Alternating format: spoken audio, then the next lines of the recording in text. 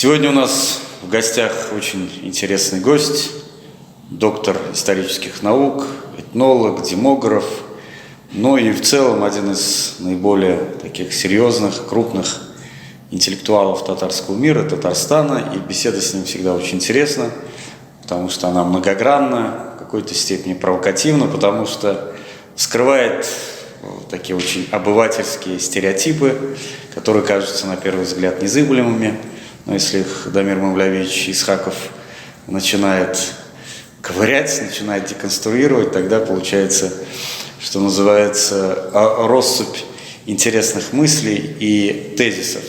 Поэтому мы решили нашу очередную беседу посвятить истории татар, мифам, которые крутятся вокруг истории татар, ну и в целом поговорить о том, что из себя представляет на сегодняшний день татарская общественная философская мысль. Есть ли будущее, есть ли перспектива, ну и учитывая тот факт, что в этом году у нас несколько таких важных событий, которые затрагивают татарский мир, это столетие ТАССР и всероссийская перепись населения, которая, казалось бы, является простым таким административным явлением, но для татар это всегда, так сказать, оборачивается в какую-то политическую акцию, политическую кампанию. Ну вот, наверное, с этого начнем, Дамир Мавлявич. Скажите, пожалуйста, много мифов ходят относительно этнонима татар, относительно единства или неединства татар, что якобы татары – это некий собирательный образ.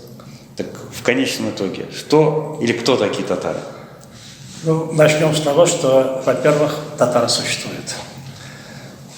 Не очень маленький этнос, по меркам азиатских народов, может быть, не самый крупный, но и не маленький. В мире где-то насчитывается около 11 миллионов татар. Из них 3 или 4 миллиона – это крымские татары, остальные – те татары, которые в России, или их диаспора зарубежная. Поэтому народ не маленький. Ну, а если народ существует, конечно, у него наименование, этноним должен быть. И он существует. По поводу наименования татар есть до 5 теорий разных, окончательной версии нет. Но я думаю, что китайцы, которые очень хорошо знали этот народ, называли его «да-да», у них буквы «р» нет, поэтому китайцы произносили это имя таким образом, но на самом деле еще это в татарах хорошо разбирались, с кем они имеют дело. Хотя там тоже есть свои сложности, скажем, китайцы в 12-м, начале 13 веков татарами называли и монголов, черные татары, кора татар. Но поэтому есть некоторые смешения жанров.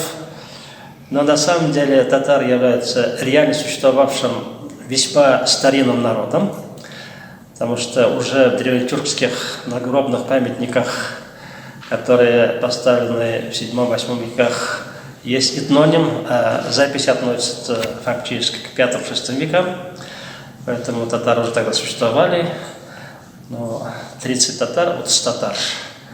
Это на самом деле родоплеменной состав был весьма обширным.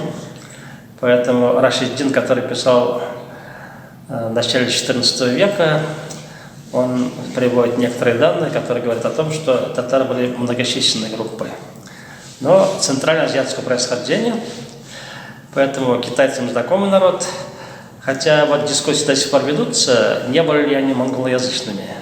Я думаю, что большинство источников однозначно могут подтверждать, что это был тюркоязычный народ. Причем народ, тесно связанный с весьма известными такими группами, как уйгуры, кипчаки, в том числе восточная часть кипчаков, кимаков, и найманы, алтайский народ большой, с которыми монголы тоже воевали. Это даже киргиты, с которыми Чингисхан дружил, с их ханом. Это все этнические группы одного круга, которые находились во взаимных связях, даже брачевались между собой. Поэтому их всех можно в той или иной степени рассматривать в связи с татарами. Но, тем не менее, татары были особой группой, отдельной. И по существовавшим источникам это был народ знатный, можно сказать, элитный. И поэтому по мере усиления монголов и создания Монгольской империи татары там заняли важные позиции, в том числе потому, что в составе восточных кипчаков, которые уже в предмонгольское время находились на просторах современного Казахстана, в районе Хорезма, там татары фактически были главенствующим кланом, который возглавляли восточных кипчаков.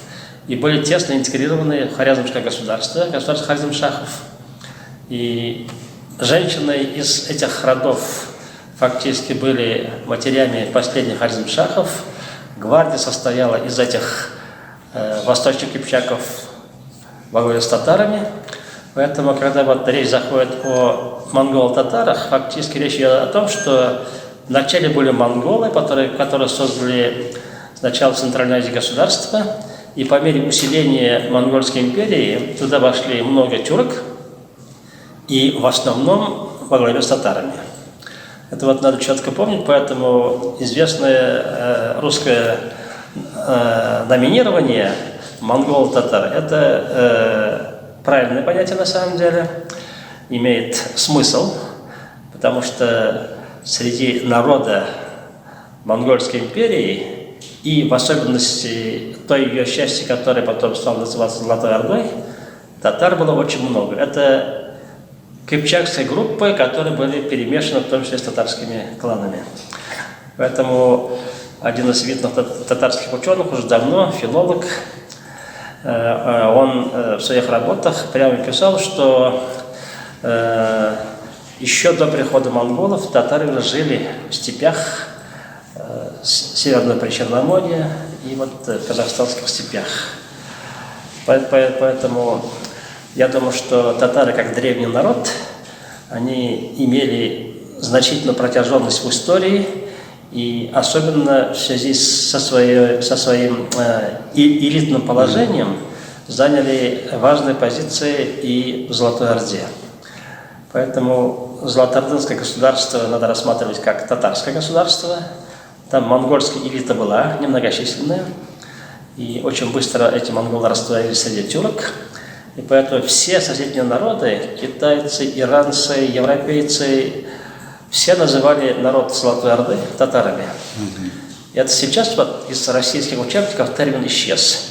Сначала писали там, что в Золотой Орде были татаро-монголы, потом некоторое время татары исчезли, стали писать монголы, а сейчас вообще там остались одни ордынцы.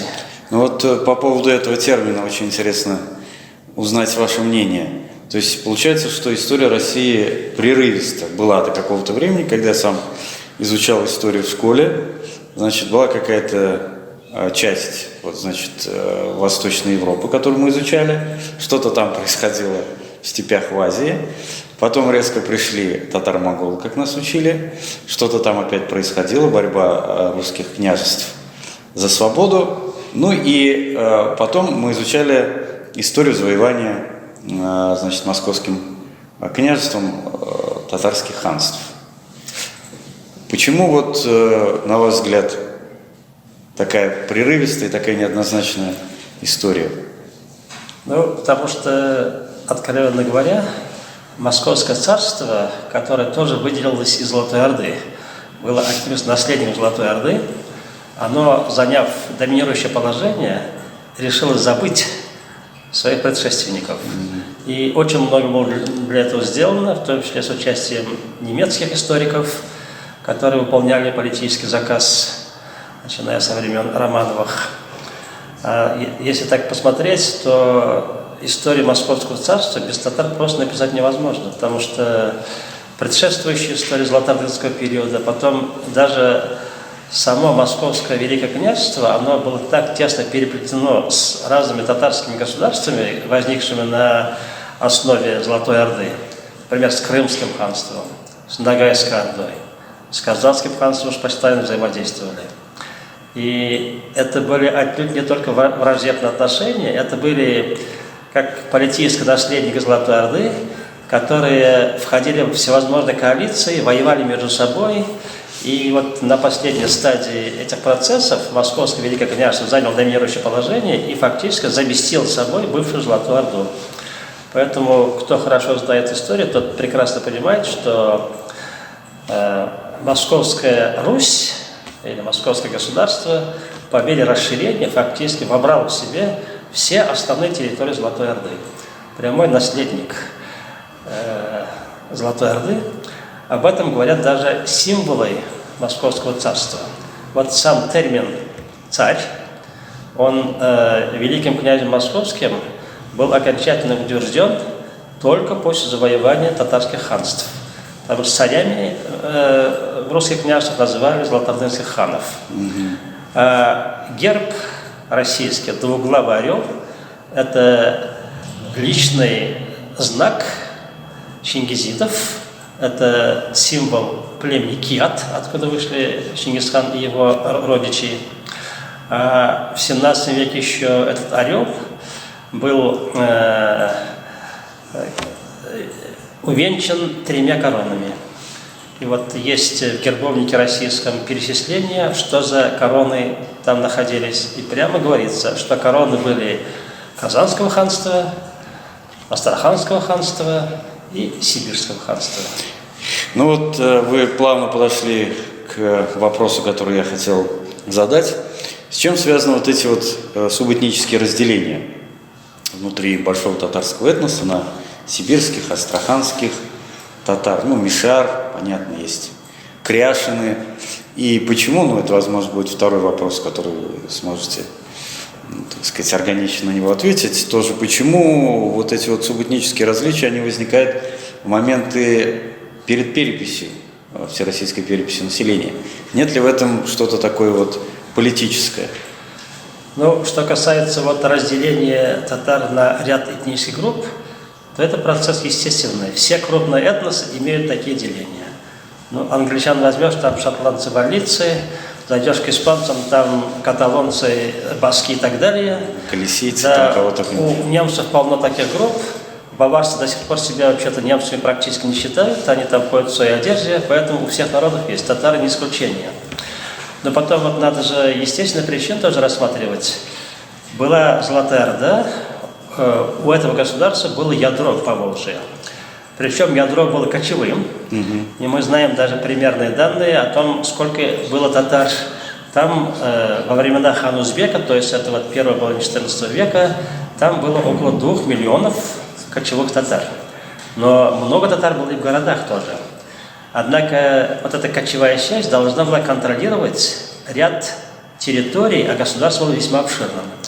И поэтому из центра посылались такие военные подразделения. Вот, скажем, в источниках мы находим термин «крымский тумен». Значит, 10-тысячное войско во главе с беком сидело в Крыму и контролировало сбор ясака, налогов всяких. Так вот, потом эта группа там и осталась. Поэтому в начале 15 века, прежде чем ханство возникло в Крыму, мы прямо находим термин «крымский тумен». Точно такое же положение было в Сибири. Потому что, когда оттуда большая группа татар ушла в Среднюю Азию, образовав Бухарское ханство, кстати, вот термин узбеки они принесли. Это произошло между 1509-1511 годами, в связи с похолоданием. Основная масса ушла туда, а небольшая группа, я думаю, в районе 10-12 тысяч осталась для того, чтобы там дальше налог собирать, скажем, шкурами. Очень важный товар был. Поэтому сибирские татары вот фактически вот из этой группы вышли. По Волжье примерно то же самое было. Потому что, когда вот наследник Золотой Орды, Большая Орда распалась под ударами своих сородичей фактически, то самая большая группа татар, которая была в Золотой Орде, в ядре его, в Большой Орде, она была уведена в Крым и вошла в состав крымских татар.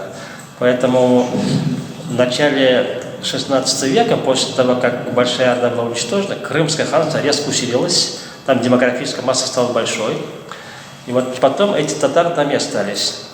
А осколок Большой Орды образовал Астраханское ханство. И вот таким образом, как бы татары жили в некотором рассеянном виде, как диаспоральная группа фактически, но ядро сначала существовало. И вот это ядро, в конце концов, сосредоточен в двух регионах, Поволжье и в Крыму. Но крымские татары начали развиваться немножко иначе, потому что они оказались уже в 15 веке под влиянием турок-османов. Там турки-османы контролировали Кафу и близлежащие территории, и поэтому в культурно-языковом плане крымские татары начали развиваться в сторону османизации. Но остальные группы татар так и остались на местах, но везде, где они сидели, они входили в этнические контакты, культурно-языковые, с местным населением. Вот поэтому по отношению к сибирским татарам используется термин «иштяки». Иштяки были и в Приурале тоже. Это вот старое угурское население, которое подвергалось влиянию тюркскому, постепенно тюркизировалось, но наименование осталось. Поволжье, в Среднем Поволжье, ясно, что татары имели булгарский субстрат. Взаимодействие происходило и с финнами местными, с марийцами, с удмуртами взаимодействие. А на территории правобережья, где вот татары Мишарепта сформировались, там было взаимодействие с Мордвой, особенно с бакшанами, а также с какой-то старой группой, по-видимому, угорского происхождения, которая дала название вот Мещерской низменности и столица Касимовского ханства городу Мещерскому городку, как назывался. Вот поэтому в разных регионах татары разные впитали элементы этнические, поэтому отличия есть. Но эти отличия, они не решающие. Татары спокойно понимают язык друг друга. Это на уровне диалектов только различия. Поэтому в этом плане нельзя рассматривать татар как уж сильно расколотый этнос. А ведь, скажем, есть вообще расколотые этносы. Южные и северные китайцы друг друга вообще не понимают, разные языки. Южные и северные немцы тоже не понимают. Баварцы вообще Баварцы, не понимают. да. И поэтому их так литературные языки только объединяют. А татары спокойно понимают язык друга, там таких различий нет. Но, итальянцев тоже таких много. конечно, вот когда имеется такое многообразие разных этнических групп, они связаны прежде всего вот с существовавшими татарскими ханствами.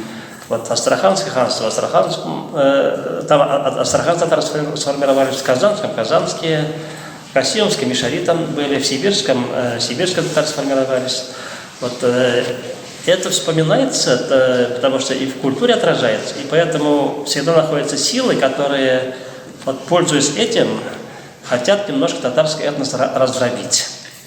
Ну вот что интересно, вы сказали про Астраханское ханство, и вот буквально на днях там прошла очень интересная то ли конференция, то ли круглый стол по вопросу установки памятника Ивану Грозному и вообще такой идеологической диверсии, что, дескать, Астрахань состоялась и была основана после присоединения к Московскому княжеству.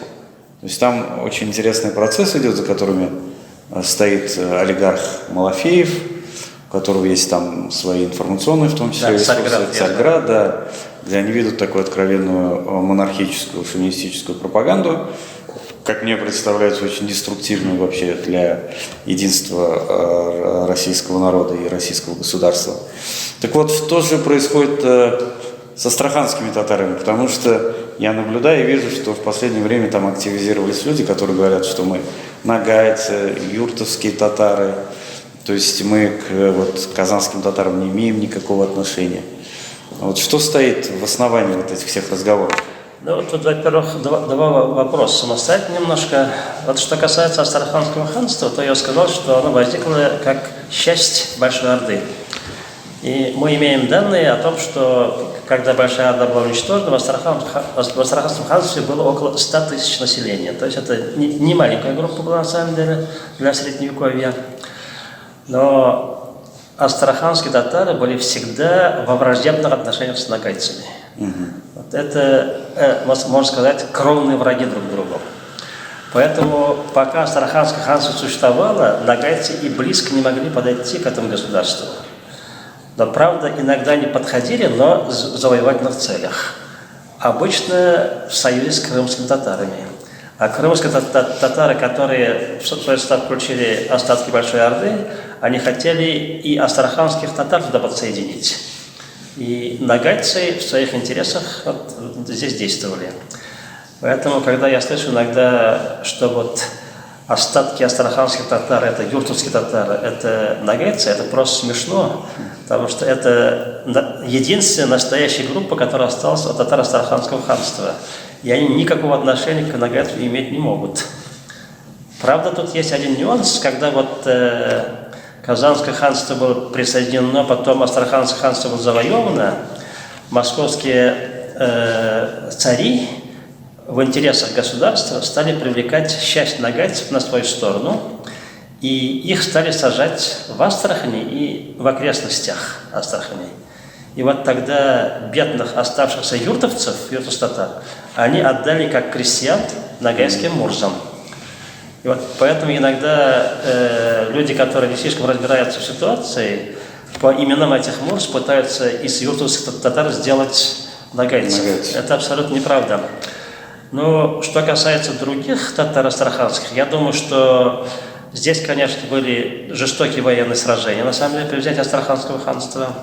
И поэтому я понимаю, почему коренные астраханцы плохо относятся к Ивану Грозному. Жертв было много.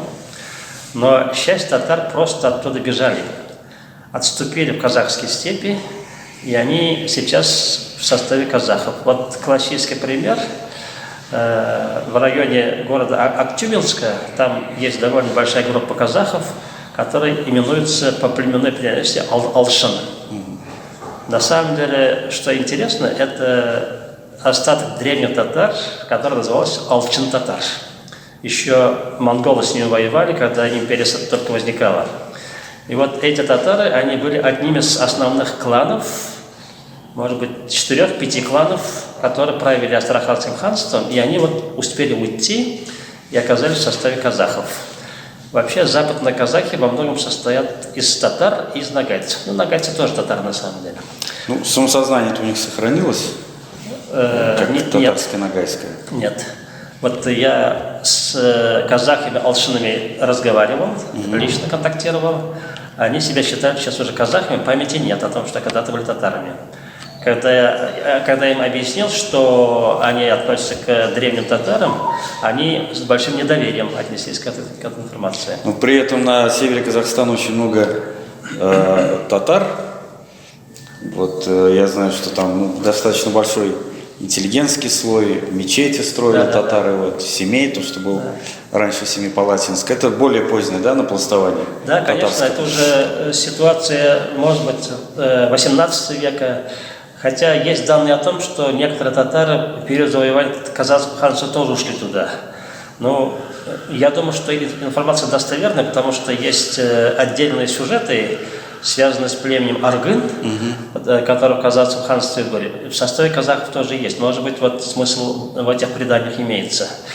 Вот что касается фигуры Ивана Грозного, я хочу сказать, что в царской России Иван Грозный почетом не пользовался.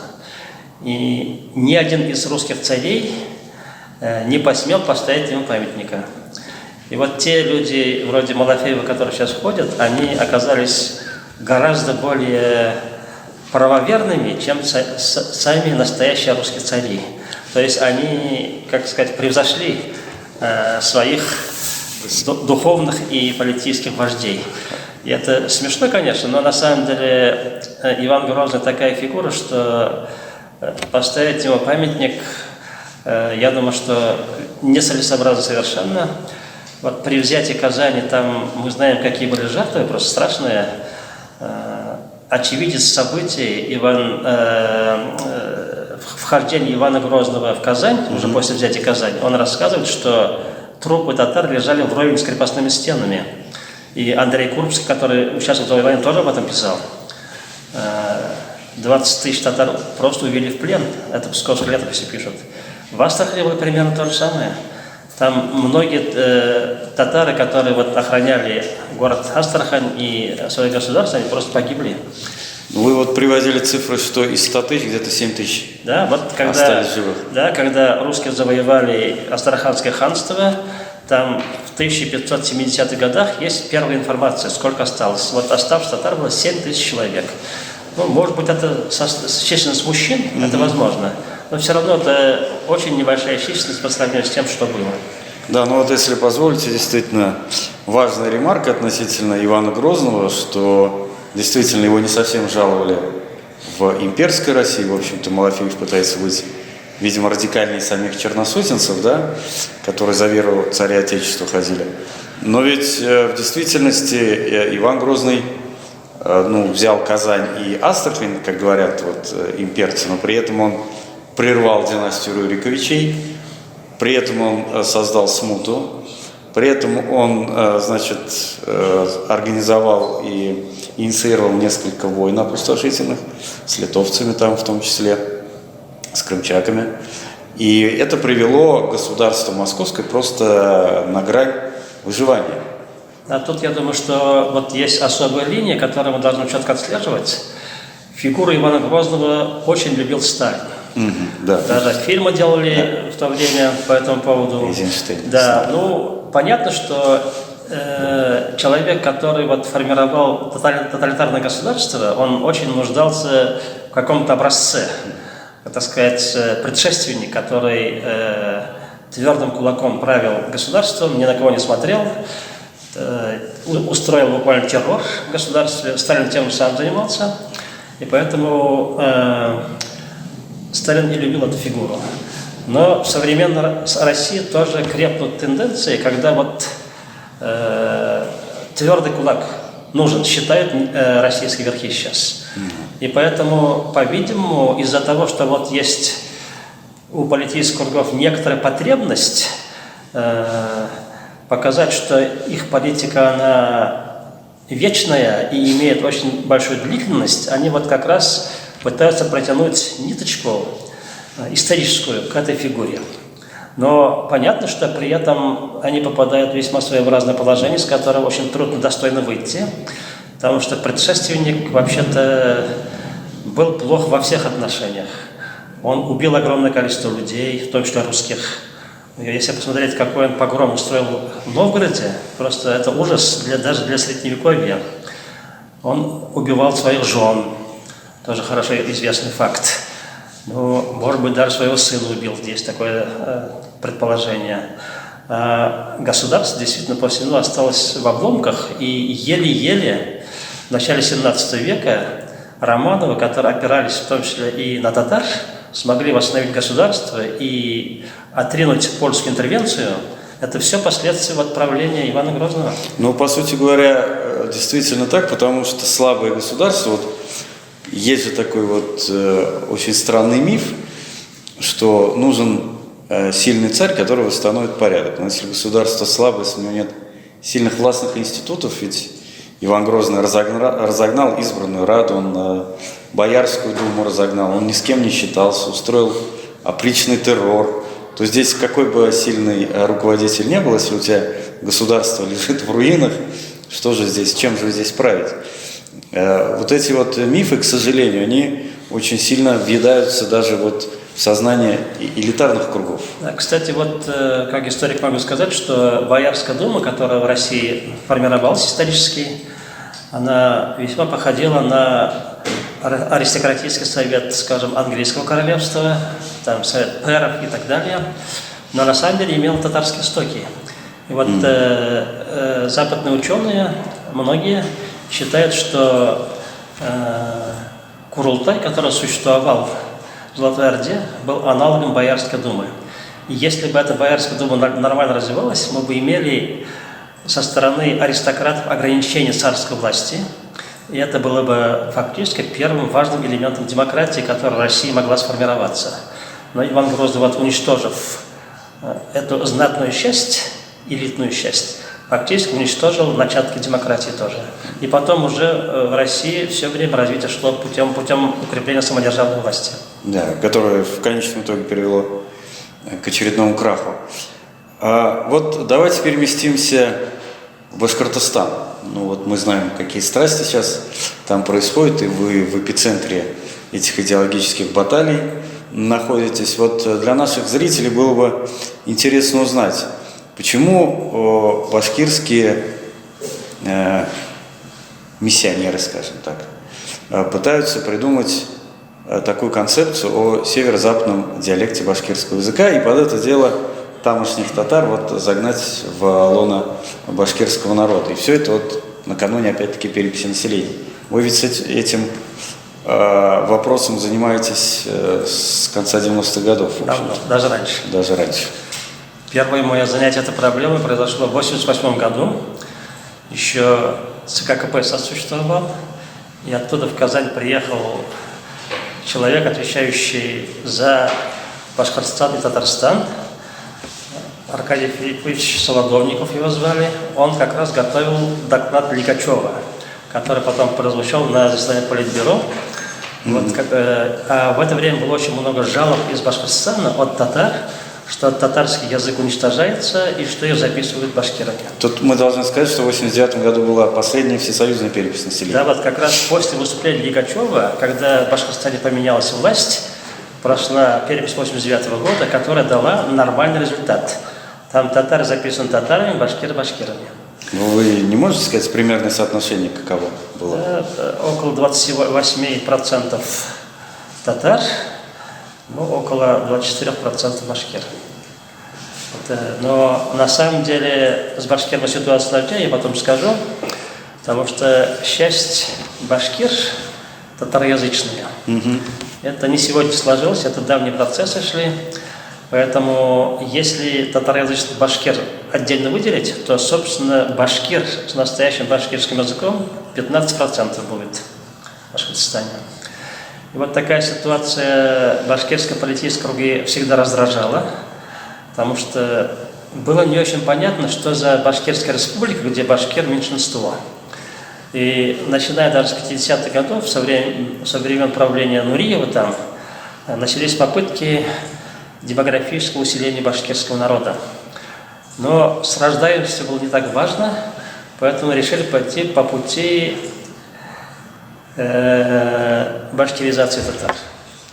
Вот я как раз сказал, что готовил специальную справку для Солодовникова, который потом передал это ЦК КПСС. Тогда я установил, что начиная с конца 50-х годов по 80-е годы была изменена идентичность 373 татарских деревень. Они были переписаны в башкирские. Это огромное число на самом деле. Поэтому мне абсолютно понятно, почему татары здесь выражали недовольство в то время. Но вот после того, как демократия возникла в конце 80-х годов, эти процессы вроде пришли в нормальное состояние, но недолго это происходило. Уже со времен начала правления Рахимова мы видим обратную картину, еще одна попытка башкиризации. Но проблема в том, что вот главное поле битвы находится на северо-западе Башкортостана, где татары и башкиры живут смешанно. Они настолько перемешаны между собой, что там невозможно узнать, кто татарин, кто башкир. Потому что вот социологические данные еще 80-х годов показывают, что 1/3 браков там смешанные, татарско-башкирское. Сейчас я уже видел комментарии. Некоторые башкирские комментаторы сказали, что половина браков смешанных. То есть вот если ты там собираешься потатарить башкир или наоборот сделать башкирить татар, то фактически вот ты вот столкнешься с этой общей массой. Она татароязычная, культура татарская там. Это сильно отличается от культуры восточных башкир, настоящих национальных башкир. И поэтому здесь любая попытка, она все время будет вызывать массовое недовольство.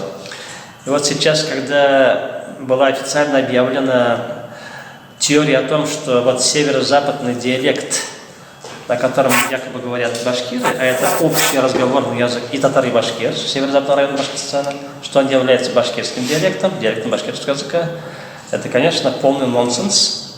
Я вот как этнолог могу сказать, что Белебеевский уезд в 1893 году, где-то в этих пределах, ездил отсюда Катанов, известный тюрколог. Да. С Казанского университета. Да, он тогда вот здесь работал. Он оставил записки, и он четко говорит, что здесь все говорят по-татарски.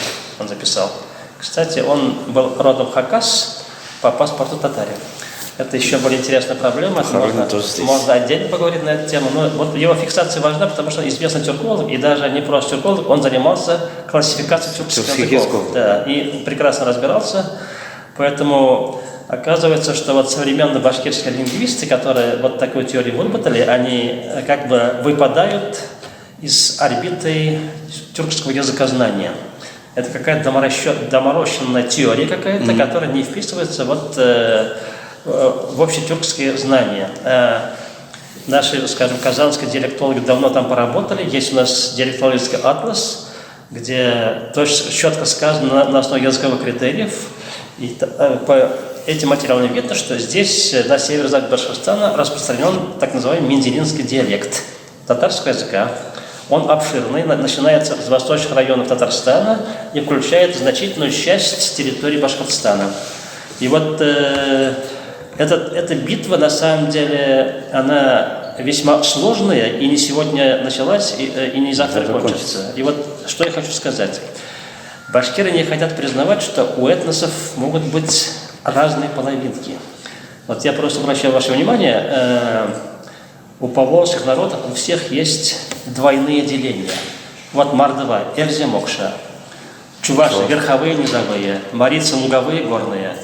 У башкир тоже такое же деление есть. У татар есть мишари, казанские татары, и даже сибирские есть там дальше.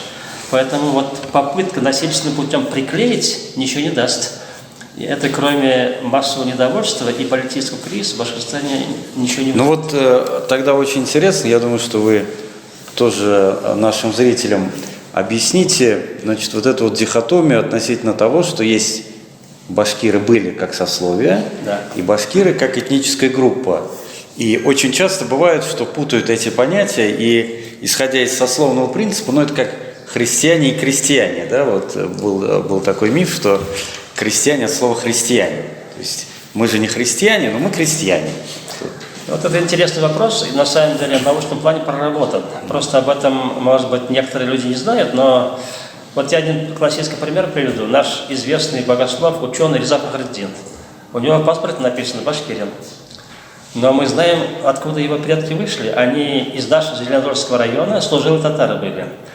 Вот многие татары, которые переселились на территорию Башкортостана, они там постепенно, приобретая земельные права, стали владельцами земельных угодий, как сами башкиры. Башкиры были вотчинниками, которые еще с 16 века вот владели землями. И вот кто вотчинник, он по нормам того времени становился башкиром, входил в башкирское сословие. Да. И это башкирское сословие, оно постепенно разрасталось. И даже потом приняло другие формы. Вот с конца 18 века было там образовано башкир-мещерятское войско. Потом к ним присоединились еще и тептерии. Кстати, Париж брали не только башкиры. Там вот мишарские полки были, тептерские полки были, совместные войска. Это нечто вроде казачьего войска. Такое специализированное войско, конное войско. И вот это войско довольно долго просуществовало, а потом оно в 1860-х годах было расформировано, уже надписи не было. И когда расформировалось войско, то те, кто там состоял, получили значительно земельные угодья, равные между собой. И вот тогда появился термин «новые башкиры». Это мишари, тептери, туда вот стали называться новыми башкирами. И вот сельскохозяйственные переписи, которые проводились там потом на территории Уфимской губернии, они фиксируют их как новых башкир, но все прекрасно знали, кто имеется в виду. И вот некоторые люди до сих пор это не понимают. Вот известный наш сородич Альберт Исмагилов, который вот нашел так он себя объявил башкиром, он просто поленился залезть туда вглубь. Его родное село состоит из одних татар, которые сначала были ясачными, потом переписались в другое сословие, потом вошли в войско это, и потом стали новыми башкирами. То есть это не этнический признак, сословный. И вот поэтому, когда сейчас говорят, башкиры очень любят вот указывать на эти документы, вот, мол, там написано, что у них предки были башкирами. Сначала надо разобраться, какой башкир имеется в виду. Тот ли коренной башкирский житель, который был изначально башкирином, или те, которые вошли в сословие башкир. Ну, я могу сказать, что добросовестные историки, в том числе из Башкортостана, вот был такой очень известный историк, Рахматуллин, фамилия у него, он написал книгу «Заселение Башкирии», там речь идет о 18 веке. Он прямо указал, что на северо-западе Башкирии во всех В отчинах население смешанное, и там невозможно уже узнать, кто есть кто. Давно это еще 18 веке процесс таким образом. А дальше он только углубился. И поэтому вот мой хороший знакомый был Раиль Гумерович Кузеев. Он, кстати, перед самой смертью был у меня оппонентом докторской диссертации. Раиль Гумерович Кузеев говорил, что идет процесс медленного слияния башкир и татар на западе Башкортостана. Он это признавал. Он думал, что, может быть, как-то это можно выправить в каком-то другом направлении. Наверное, так полагал он, но об этом откровенно не высказывался. Но современные башкирские политтехнологи, прежде всего, они вот хотели бы весь запад Башкортостана сделать составной частью башкирской нации. Это невозможно по определению. Потому что где живет миллион татар? В Башкортостане.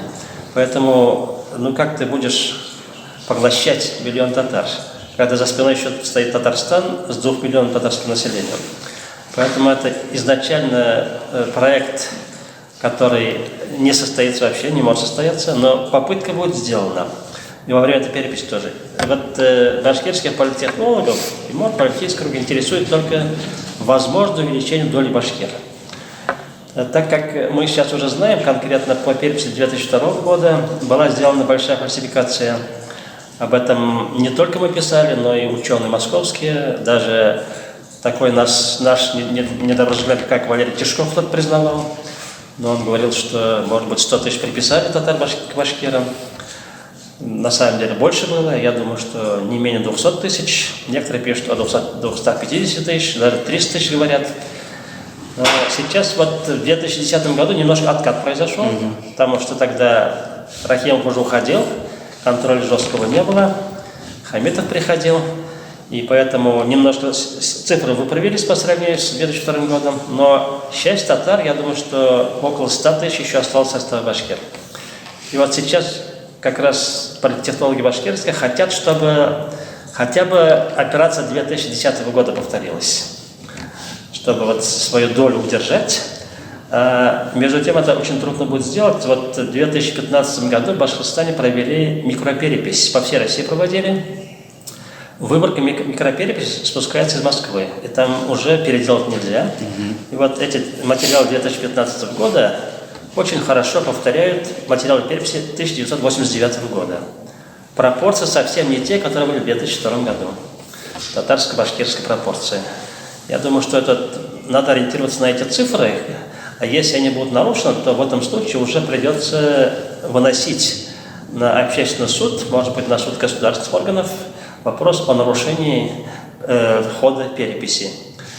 Сложный вопрос, можно сказать, приобретающий межэтнический характер. Но, скажем, я как ученый всегда признавал существование башкирской нации, башкирского народа. Политическая субъектность тоже татарами не оспаривается. Просто вот споры ведут вокруг положения татар в Башкортостане и возможности их самостоятельного этнического развития и, так сказать, нормального представительства. И в этом случае вопрос не будет возникать. Но если там мы посмотрим немножко дальше вперед, не исходя не из сегодняшних дней, а, скажем, представим некоторую новую Россию, где будет более-менее развита демократия, то в этом случае вот та политика, которая сейчас ведется, вообще невозможно ее представить. Но татары, которые составляют около трети населения Башкортостана, они всегда политически организованы, и относительно меньшие по численности башкир никогда не смогут их одолеть и присоединить к себе. Это будет просто невозможно. Вот поэтому те, которые имеют немножко политическое мышление, люди должны понимать, что вот сегодня та политика, которая ведется, она пойдет во вред и самому башкирскому народу.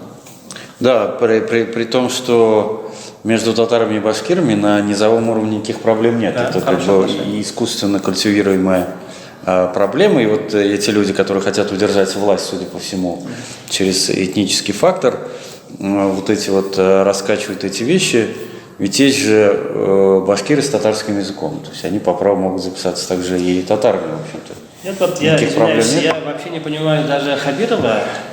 Он ведет жесткую линию по отношению к организации башкорт. Да. Это же этническая база его фактически, настоящие башкиры. И одновременно хотят еще и татар возбудить. Тогда вопрос возникает, а какая у него будет политическая база здесь? Непонятно. Он может оказаться в очень плохом положении, и даже московская рука его вряд ли захочет удерживать на такой позиции, если он будет вот заниматься такими делами. Да, где одни линии раскола, вряд ли кто-то тебя будет поддерживать. Это действительно так, с учетом, что его бывший шеф Владислав Юрьевич Сурков покинул наконец-таки кремлевские стены, поэтому непонятно, кто его будет поддерживать. И здесь бы действительно ему, что называется, войти в политический союз с Татарстаном, потому что Татарстан не просто на территории России, но на территории СНГ является важным фактором политическим. Он делает вид, что он с татарами дружит. Вот я совершенно недавно видел, как они обнимались на соревнованиях с Рустамом Маргалеевичем Миннахановым. Фотографии даже выложены. Но одно дело, когда вот во время соревнований обниматься, а другое дело, как посмотрит Миннаханов на твою политику, если татары будут массами жаловаться из Башкортостана о том, что их тут зажимают. Да, табачок урось, может быть. Да. Ну вот, чтобы как бы не заканчивать вот на этой пессимистической ноте и отбросить пессимистические воззрения, вот ваш такой футуристический, оптимистический взгляд через 10 лет, какой может быть? Ну, я думаю, что ситуация не будет все время такой, потому что темная ночь рано или поздно заканчивается. Внутреннее развитие России все равно приведет к изменению этой системы. Там, может быть, есть желающие удержать Россию в таком положении? Не получится, потому что сейчас в России большая масса урбанистического населения, все передовые системы информации существуют в России, и уже никакой железный занавес невозможен. Поэтому попытка построить эту закрытую власть тоталитарного типа, она обречена. Я думаю, что изменения будут достаточно быстрыми. То есть мы достойны лучшего. Обязательно победим. На этом закончим.